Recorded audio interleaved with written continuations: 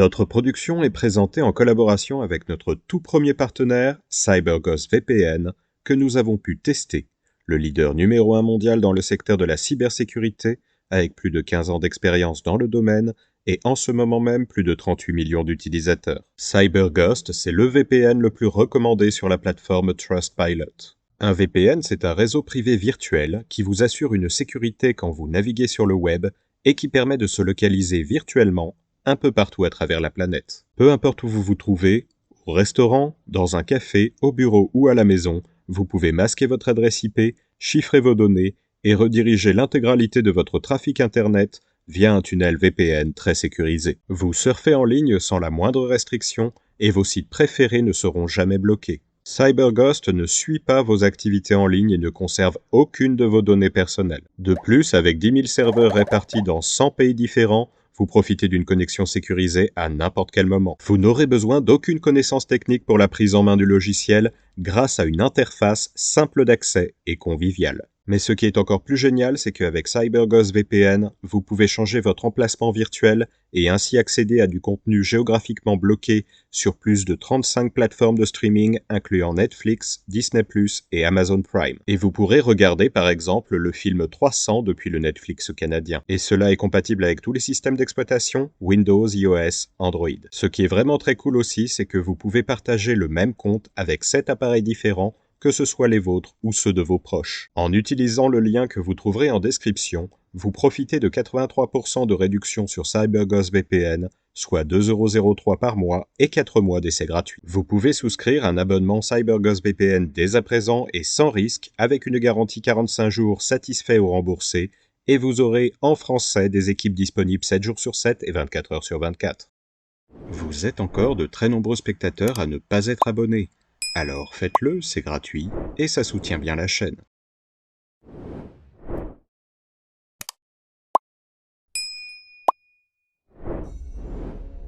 Cette période qui va du début du XVIIe siècle à 1715 est très importante car c'est pendant ces décennies que la marine française devient une force permanente alors que jusque-là, l'autorité royale se contentait d'armer ponctuellement en guerre des flottes formées de navires civils réquisitionnés. Cette création est l'œuvre de Richelieu. C'est une naissance difficile car les efforts ne sont pas réguliers. Cette jeune marine décline après la mort du cardinal avant de renaître sous Louis XIV grâce à la volonté du principal ministre au début du règne, Colbert. Pour faire vivre ces escadres, l'autorité royale développe un véritable outil industriel qui va du chantier naval militaire aux fonderies de canons et d'encre, aux manufactures de voiles, corderies et autres agrès, sans parler de la mise à contribution de presque toutes les forêts du royaume pour fournir le bois de construction. Une administration de marine se met en place pour gérer les arsenaux, veiller au ravitaillement, enregistrer les matelots, alors que des écoles sont créées pour former les officiers. Les ports en sont profondément transformés, comme Brest et Toulon, mais aussi Marseille, Le Havre, Dunkerque, Lorient, Cherbourg. Un port arsenal est même créé de toutes pièces, Rochefort. Cette volonté de s'affirmer sur mer intervient alors que la France, pays le plus peuplé d'Europe à cette époque, se définit fondamentalement par sa richesse agricole. L'opinion publique est, dans son ensemble, indifférente, voire hostile aux questions navales, préférant l'investissement dans la terre, au commerce maritime ou au service sur les vaisseaux du roi, il est vrai très pénible. Les compagnies de navigation censées concurrencer celles de Hollande sont un échec presque complet. Les marins sont peu nombreux, à peu près 50 000, chiffre qui reste stable pendant tout le XVIIe siècle et au-delà. Le monde maritime ne concerne qu'une bande côtière assez étroite et l'opinion préfère la poule au pot, symbole de jour gras, au poisson, symbole de jour de carême. L'intérêt des rois de France est aussi très fluctuant. Louis XIII est indifférent aux questions navales, mais a l'intelligence de laisser faire Richelieu. Louis XIV, en accord avec Colbert, favorise le développement de sa marine de guerre, mais ne l'utilise pas forcément au mieux de ses possibilités. Les efforts de la monarchie pour amariner le pays sont aussi gênés par d'importantes contraintes géographiques. Les côtes françaises sont souvent parcourues de courants défavorables et il y a très peu de ports en eau profonde, les seuls à même d'accueillir les gros vaisseaux nécessitant un fort tirant d'eau. À cela s'ajoute le problème de la double façade maritime, Méditerranée et Atlantique, en apparence source d'ouverture et de profit vers le Levant, Orient et vers le Ponant, Amérique, en réalité un handicap permanent pour la marine royale lorsqu'elle veut regrouper ses forces et que l'une des deux escadres doit contourner, dans un sens ou dans l'autre, la péninsule ibérique.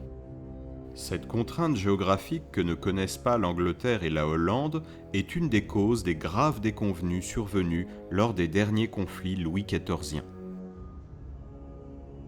La période est marquée par 4 guerres navales intenses, franco-espagnole de 1635 à 1659, de Hollande de 1672 à 1678, de la Ligue d'Augsbourg de 1688 à 1697 et de la succession d'Espagne de 1701 à 1714.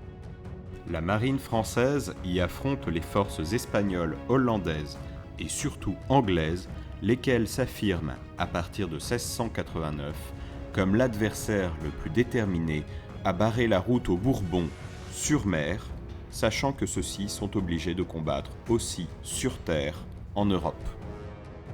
Lorsque la guerre dure trop longtemps et que les finances de la monarchie deviennent défaillantes, c'est au détriment de la marine que se font les arbitrages financiers. Dans les années 1680, avec en moyenne plus de 120 vaisseaux de ligne, la flotte française est la première d'Europe. En 1715, à la mort de Louis XIV, elle se limite à une trentaine de bâtiments, soit à peu près le même volume qu'au début de son règne personnel, en 1661. Néanmoins, il ne s'agit pas d'une liquidation. Le ministère de la Marine fait définitivement partie du paysage politique. Les arsenaux, même avec une poignée de lancements, subsistent. Le corps des officiers, devenu permanent, est sorti de l'improvisation des premiers temps. Le pari de créer une marine permanente est gagné.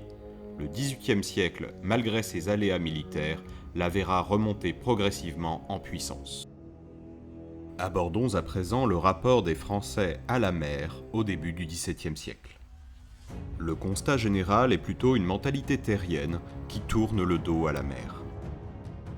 Vers 1600, la France est le pays le plus riche et le plus peuplé d'Europe. Avec ses 20 millions d'habitants, elle devance de très loin les 10 millions d'habitants des États des Habsbourg d'Autriche ou des États allemands, les 8 millions d'Espagnols ou encore les 5 millions d'Anglais. Après la lointaine Russie, c'est le plus grand pays d'Europe, avec une forte cohérence territoriale, bordée par une immense frontière terrestre à l'est et 2 frontières maritimes à l'ouest, Atlantique, Manche, et au sud, Méditerranée. Cette position géographique, à la fois continentale et maritime, devrait logiquement faire de la France une puissance terrestre et navale. Or, il n'en est rien. Les assises politiques, économiques et humaines du royaume sont fondamentalement terrestres. Les Français qui vivent directement de la mer, pêcheurs, matelots, négociants, etc., ne sont qu'une minorité au XVIIe siècle. Le secteur maritime le plus développé, la pêche, fait vivre 25 à 30 000 personnes, soit à peu près 0,5% de la population. Le monde du négoce maritime ne s'affirme pas comme une élite porteuse de ses propres valeurs. Une fois enrichis dans le grand commerce de mer, les familles de négociants répugnent généralement à le poursuivre et préfèrent acheter des terres pour s'y faire construire des châteaux, bastides ou malouinières, acheter des offices anoblissants ou entrer dans la noblesse terrienne par mariage. La population française est essentiellement terrienne et demeure très attachée au sol. Pour le laboureur, le métayer, le bourgeois ou le noble, la mer évoque les jours de maigre, près de 160 jours par an, soit plus du tiers de l'année, où seule la consommation de poissons est normalement autorisée. La terre, elle, donne le pain, le vin et le veau gras, ou la poule au pot dominicale. Pour Sully, principal ministre d'Henri IV, pâturage et labourage sont les deux mamelles du royaume. La consommation de morue est certes très élevée, et le poisson permet régulièrement d'éviter les disettes dans les régions côtières, mais la mer rime le plus souvent dans l'esprit des Français avec privation, abstinence religieuse, exil et émigration des exclus. Là où la terre nourrit, la mer inquiète. Monde marginal et inconnu, elle suscite la peur. La mer, c'est le domaine des naufrages, des pirates, du scorbut, des galères, peine la plus grave après la mort, et des légendes toutes droites sorties du Moyen-Âge. À l'équateur, raconte-t-on, l'eau se met à bouillir. Ailleurs, des pierres et îles aimantées attirent les clous des coques des navires. Les voisins européens ne partagent pas cette peur française envers le monde marin. Depuis le XVe siècle, l'Espagne et le Portugal s'en vont explorer et conquérir les richesses des Indes. L'Angleterre est une île, la mer, son prolongement économique et politique. Les Hollandais, qui se surnomment les gueux de la mer, la domestiquent depuis longtemps par des polders et ont établi une véritable thalassocratie sur les rives de la mer du Nord. Leur flotte, la plus importante d'Europe, est à la base de leur prospérité. La France, qui profite de sa richesse agricole souvent dispensatrice de surplus, voit les navires marchands venir à elle et n'éprouve pas le besoin d'en envoyer. Quel est donc l'état des lieux à la mort d'Henri IV ?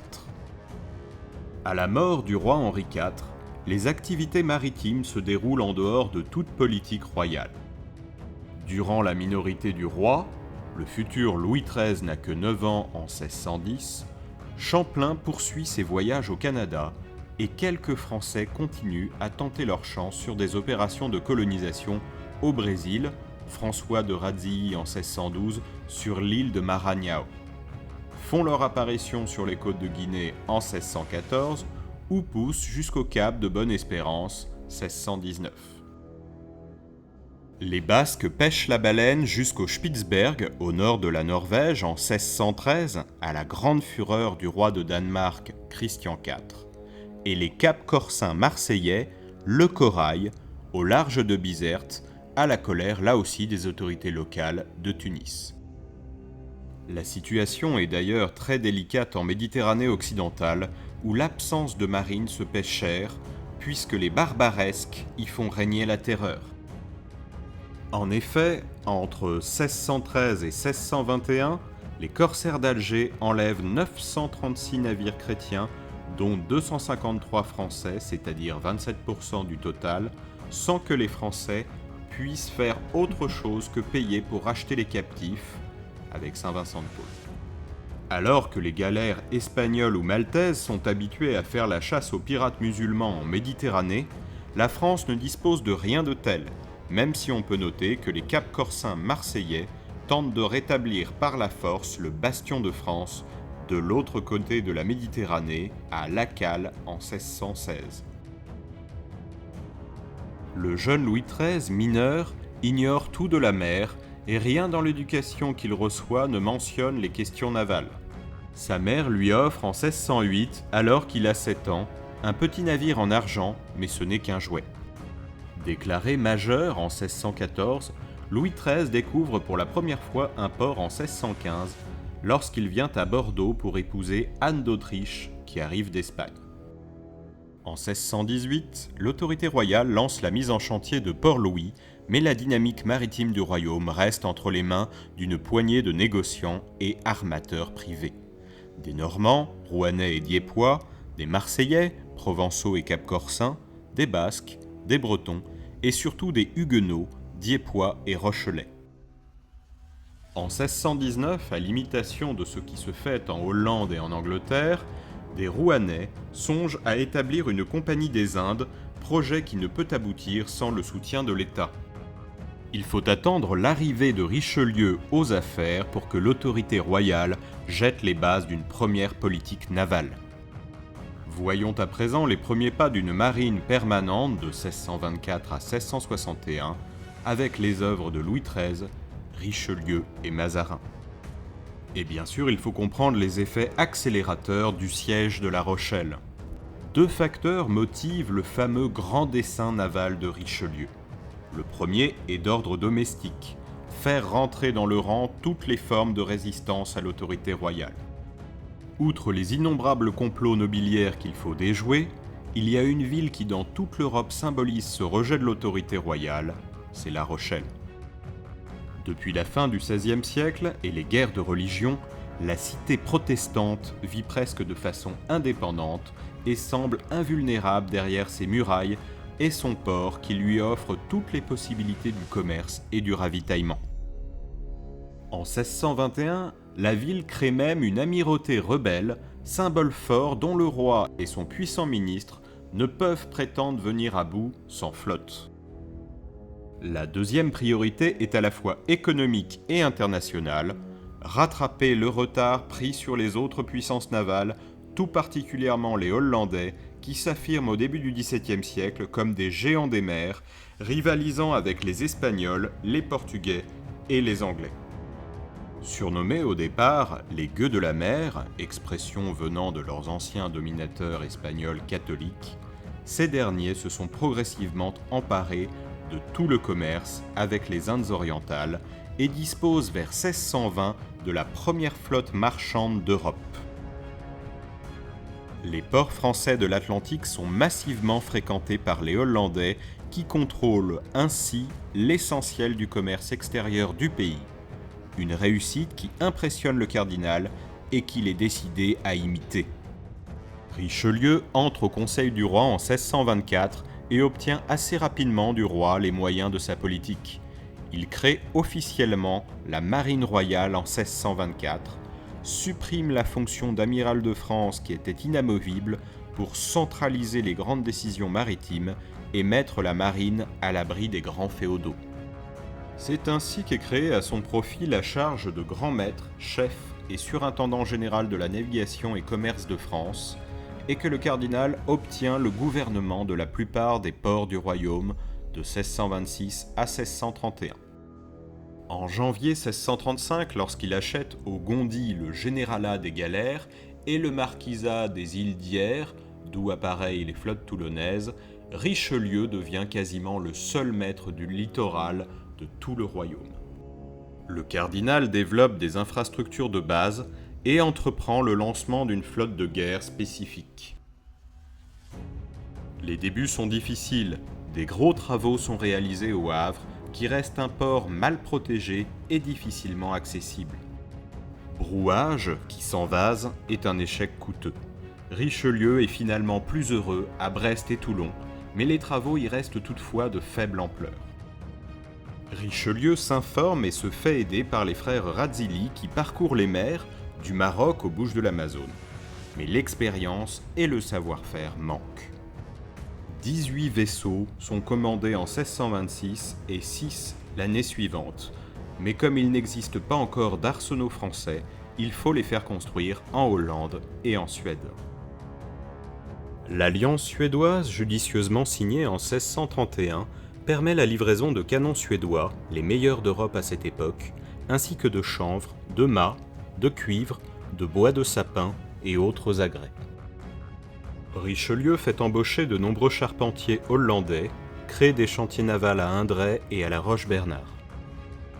En 1627 sont créées les 3 premières escadres françaises de Guyenne, Bretagne et Normandie, basées à Brouage, Brest et au Havre. Cette volonté de faire émerger la France en tant que puissance navale provoque la plus vive inquiétude de la Hollande, mais surtout de l'Angleterre, déjà inquiète des entreprises de Louis XIII et Richelieu contre la cité protestante de La Rochelle. Des voix nombreuses s'élèvent en Angleterre contre la montée en puissance maritime d'un pays qui dispose déjà de l'une des plus grandes forces terrestres du continent.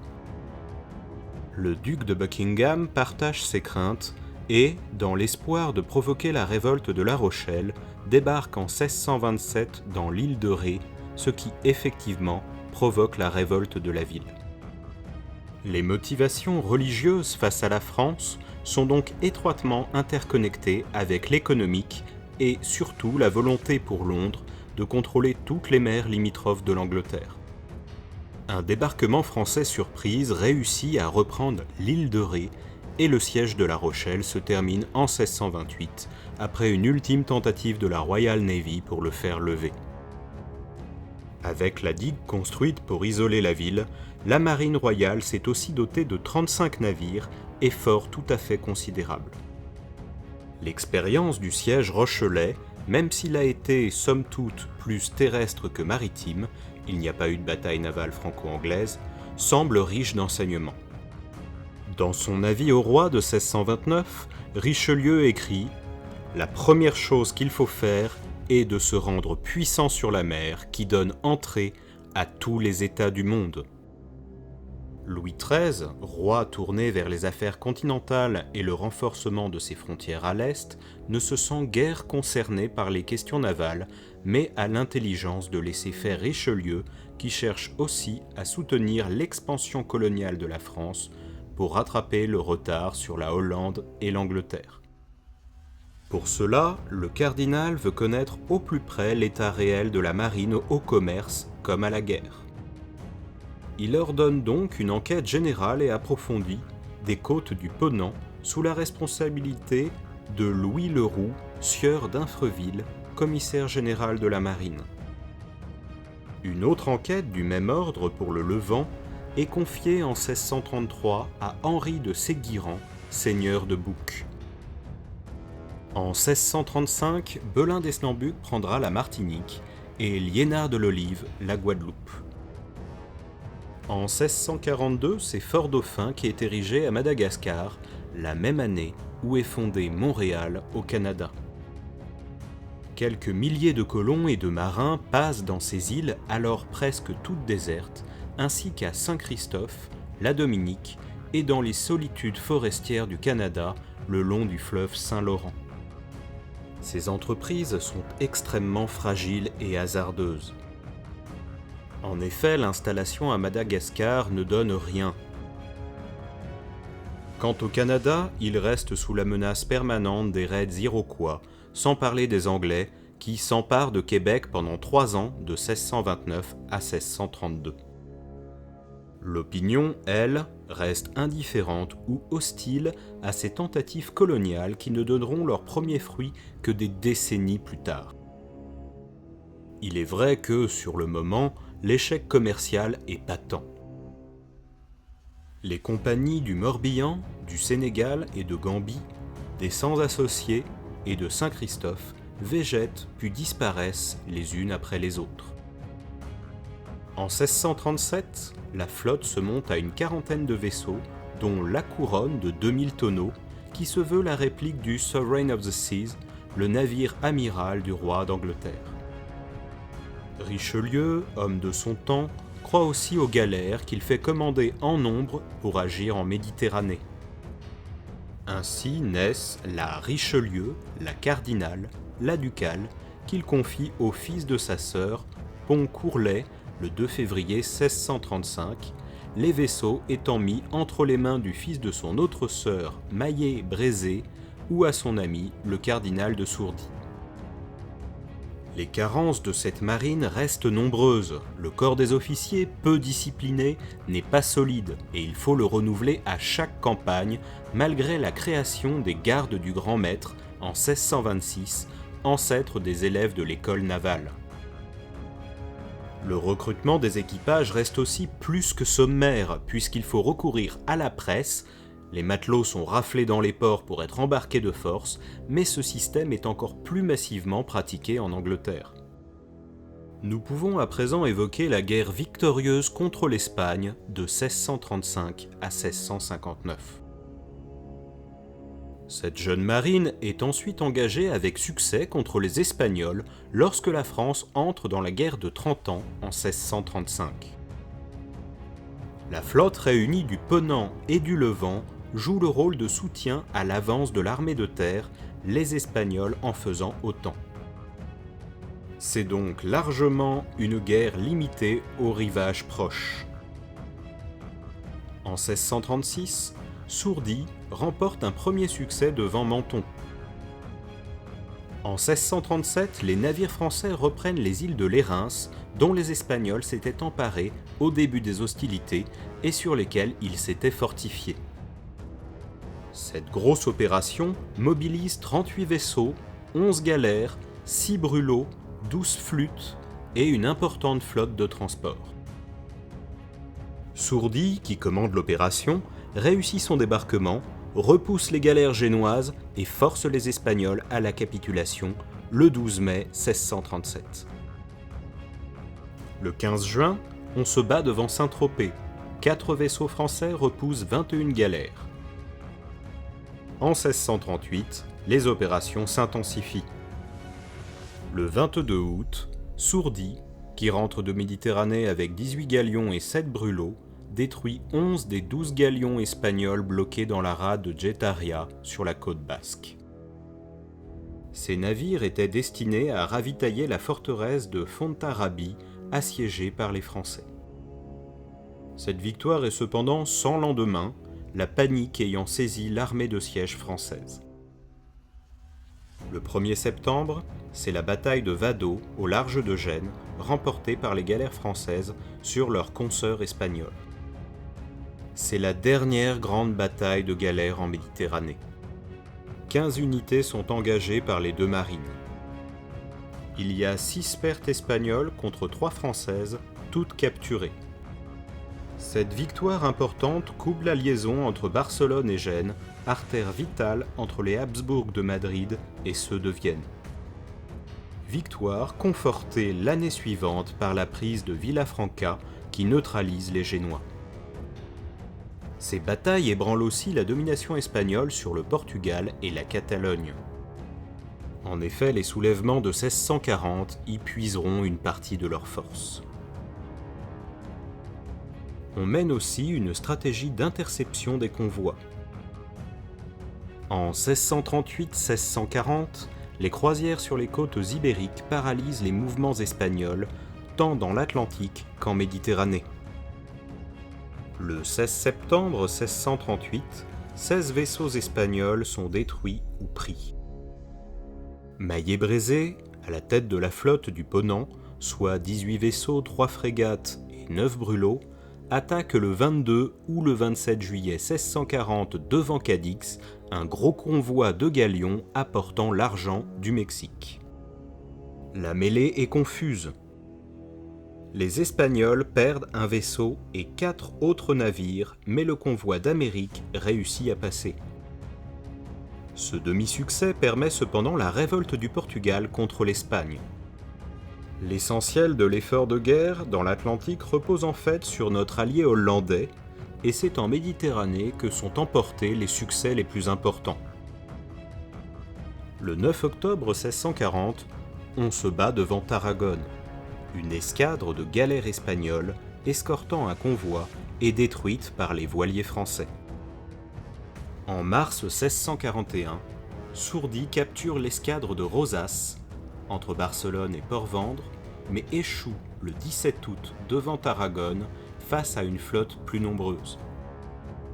Sourdis, qui dispose de 19 vaisseaux et autant de galères, n'ose pas attaquer les 35 vaisseaux et 15 galères espagnoles.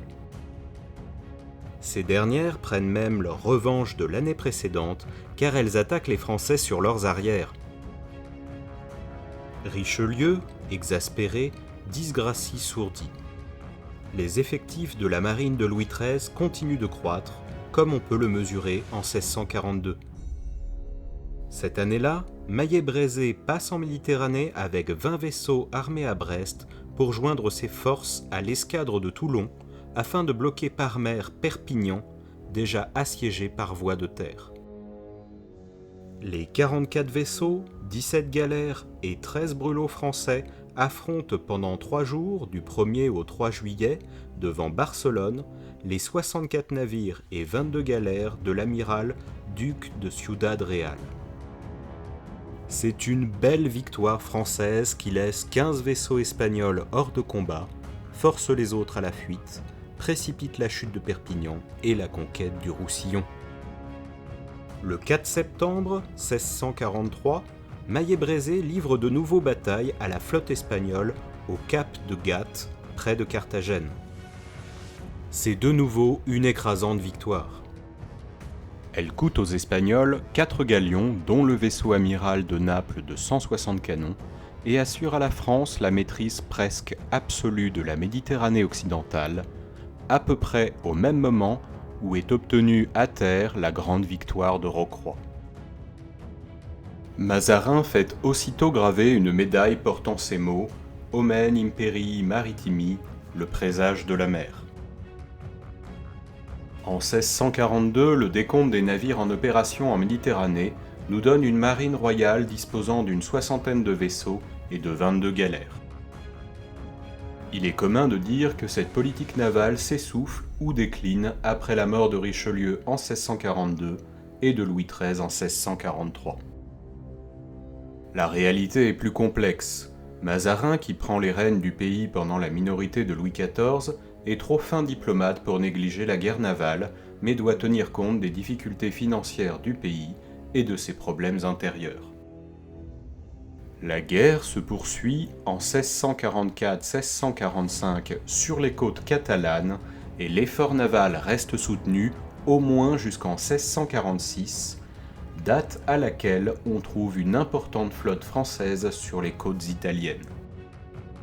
Une grosse opération de débarquement a lieu en Toscane en mai, suivie d'une bataille à Orbitello en juin, où Maillé-Brézé, qui trouve la mort dans l'opération, engage 16 vaisseaux, 20 galères et 8 brûlots contre les 24 vaisseaux, 20 galères et 10 brûlots espagnols. En 1647, les Français sont victorieux à Castellamare, mais c'est un succès sans lendemain car on ne parvient pas à soutenir les Napolitains en révolte contre l'Espagne. À partir de cette date, la suite des opérations relève plus de la guérilla navale que des grands engagements, mais montre que la France entend garder le contrôle de la Méditerranée occidentale qu'elle a durement arrachée à l'Espagne. Guérilla navale dans laquelle excelle le chevalier Paul. Il lance en 1647 un raid sur Naples avec 6 vaisseaux et détruit en 1649 dans les mêmes eaux 5 vaisseaux et 5 galères espagnoles.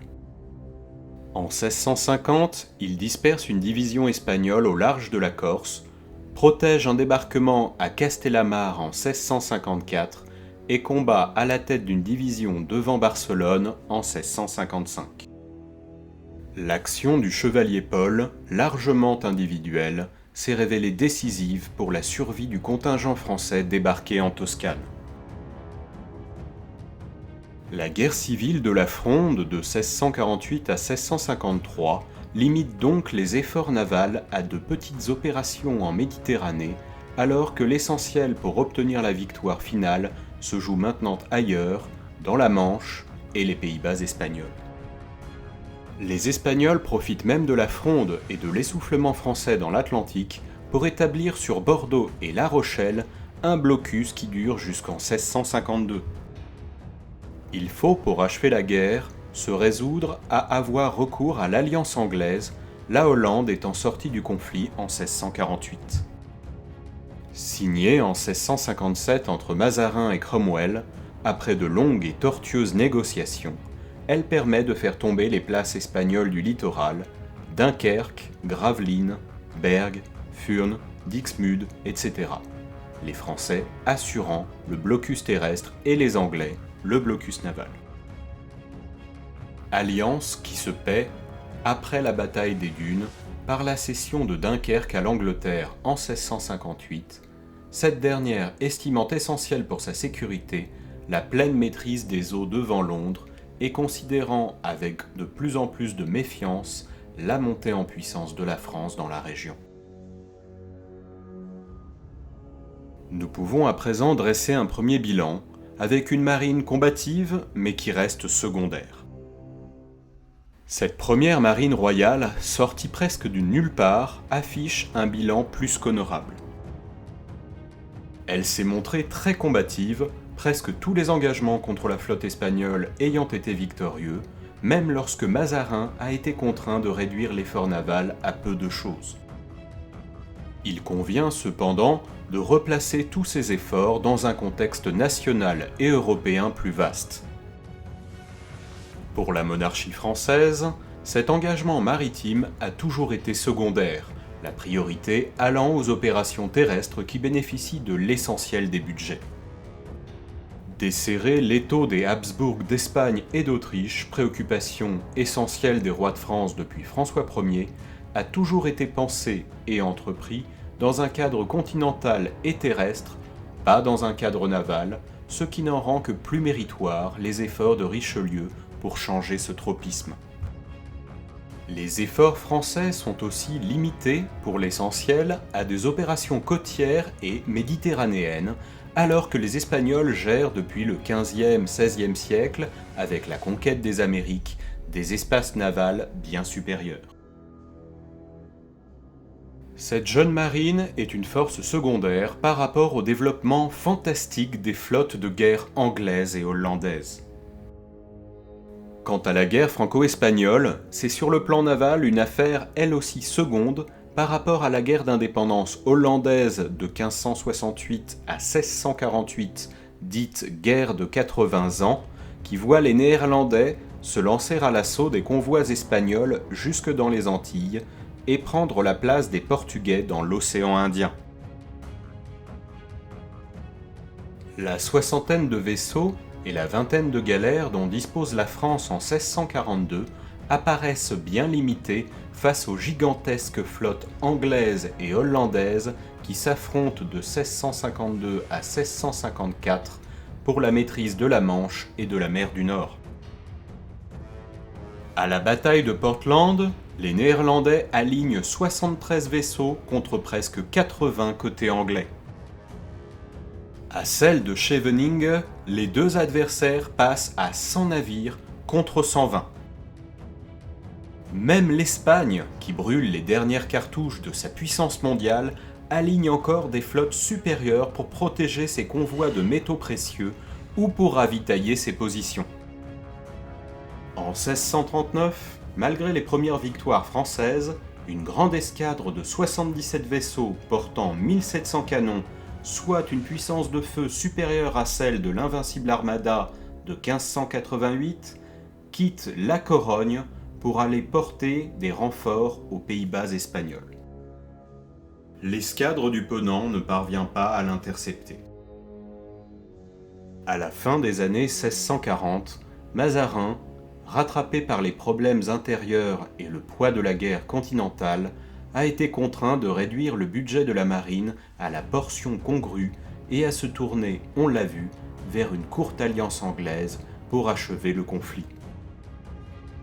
Il réussit malgré tout à préserver un embryon de flotte. À sa mort en 1661, la marine compte une vingtaine de vaisseaux et quelques galères, avec un noyau d'officiers compétents, et on note même un petit effort de construction en 1657-1658. Mais le littoral français est plus ou moins à l'abandon. Signe qui ne trompe pas, les barbaresques se sont réinstallés aux îles d'Hyères, d'où ils lancent des raids meurtriers. Beaucoup de marins s'en vont servir dans les flottes étrangères. Pour l'essentiel, il faut donc tout reprendre. Ce sera l'œuvre des Colbert père et fils, avec le soutien de Louis XIV. J'espère sincèrement que cette vidéo vous a plu. Si c'est le cas, n'hésitez pas à laisser un commentaire, à mettre un petit pouce bleu, et bien sûr à vous abonner afin de ne pas manquer la prochaine vidéo.